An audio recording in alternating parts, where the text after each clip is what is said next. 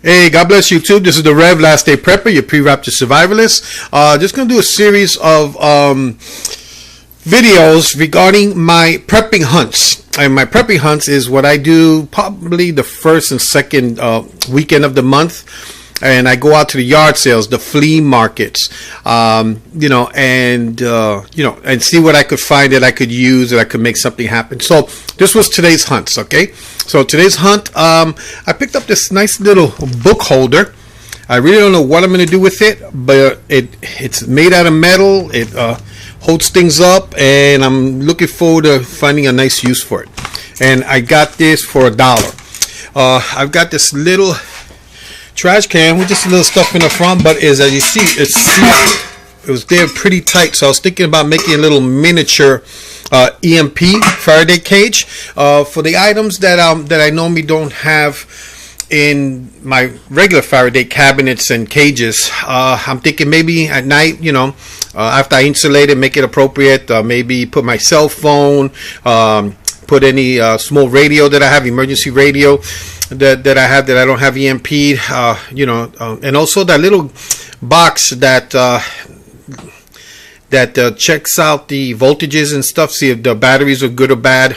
That an extra one that I don't have an EMP box that I normally want, easy access to when I buy stuff. So maybe things like that. Also, my wife went to Alabama and picked up my daughter for the holiday, week-long holiday, and picked up this cool little grill, and it's really cute. And I don't know if you can see all this stuff, but there you go. I mean, it's basically functional. You got the little grid, got the thing right there for air. So I'm looking forward to checking, playing with that, having fun. And I don't know, I think she got $1 for that in Alabama. Here I picked up for 50 cents this cool little thing here. The guy said that it's to melt stuff like chocolate. You put water in there, you heat it up. I'm kind of interested in this piece here about maybe being able to use it on another piece of equipment, another build, development.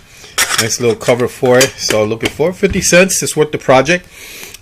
Picked up the nice hose nozzle. Even if it's one of the cheaper ones, it's always good to have some extra. For 50 cents, you can't go wrong.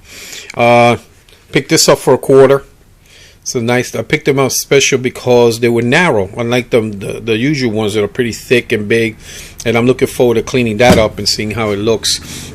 One other thing I picked up is a small little set. I know probably a lot of you guys found it, that just goes into each other and kind of like a pen. I picked up this one about a week or two ago, but only had the flatheads, and it goes small. And then this one has the other head. You see, it's got another one there. See, real cool. So I think putting them both together will work out good. I have this one here that I normally have in my EDC pouch here, which I'll do a video. But it's plastic. It's real cheap. I like this one because it's metal, and I think put together can also be used as a little pressure tool when it's together. So cool, multi-purpose. This is something I've been looking for a while, and I've never been able to find one in good condition or for a lot of money. And it's a sprayer. It's an old Sears sprayer, 2-gallon. The nozzle gun and stuff looks really good. I mean, it's complete. I don't know if this is original holes or he had changed it, but it feels good. The tank looks like it doesn't have any hole. Once I put in pressure, I'll find out for sure. But the only thing I could check on site was that the gaskets looked really good. And again, not like you can't change out, put something else for the gasket.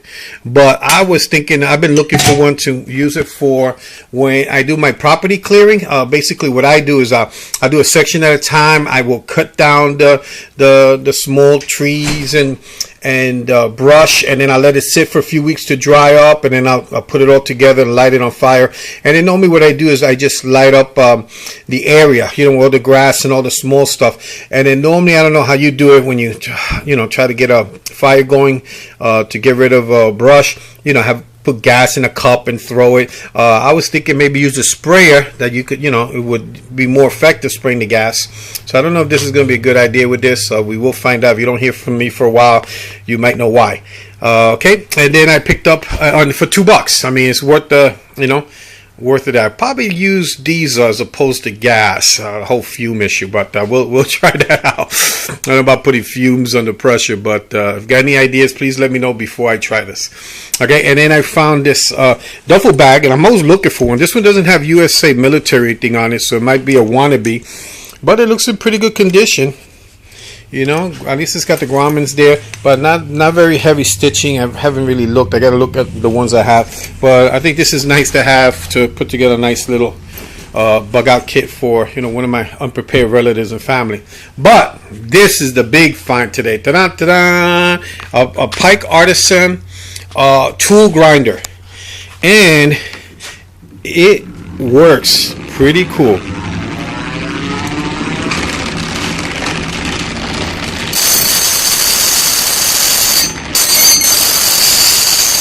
Wow, I did that very skillfully, if I have to say so myself.